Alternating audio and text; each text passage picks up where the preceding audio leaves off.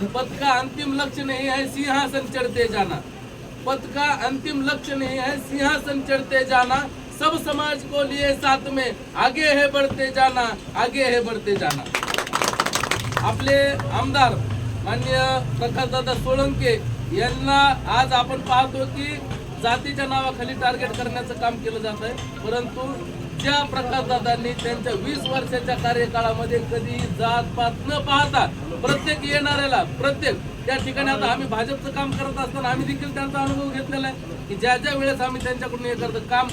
घेण्यासाठी जातो किंवा एखादं वैयक्तिक काम कोणाचं घेऊन जातो त्यावेळेस दादांनी कधी दुजाभाव दिलेला नाही किंवा हा या समाजाचा आहे म्हणून त्याचं काम करणार नाही, तो त्या समाजाचा म्हणून त्याचं काम करणार नाही। तर अशा पद्धतीची 20 वर्षामध्ये दादांनी कधी कोणाला वागणूक दिली नाही। परंतु काय असतं माहिती का, योद्धा जेव्हा पराभूत होत नाही तेव्हा त्याला बदनाम करण्याचं षडयंत्र रचलं जातं आणि त्याच पद्धतीचं आपल्याला सर्वत्र पाहायला मिळतंय की दादांना एक विशिष्ट प्रकारच्या आरोपाखाली दाबण्याचा प्रयत्न आपल्याला सर्वांना पाहायला मिळतोय। मित्रांनो, तुम्हा आम्हा सर्वांचं काम आहे की हा आरोप कुठेतरी आपण मोडून काढला पाहिजे आणि येत्या 20 तारखेला घडी या चिन्हासमोरील बटन दाबून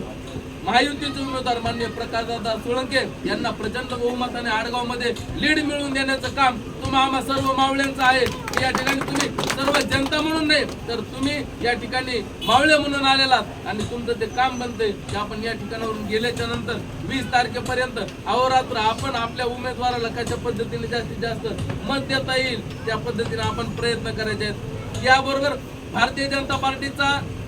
सदस्य म्हणून मी या ठिकाणी काही गोष्टी जास्त सांगणार नाही, परंतु महायुतीचं सरकार येणं का गरजेचं आहे तर महायुतीचं सरकार दादांना आमदार होण्यासाठी गरजेचं नाही किंवा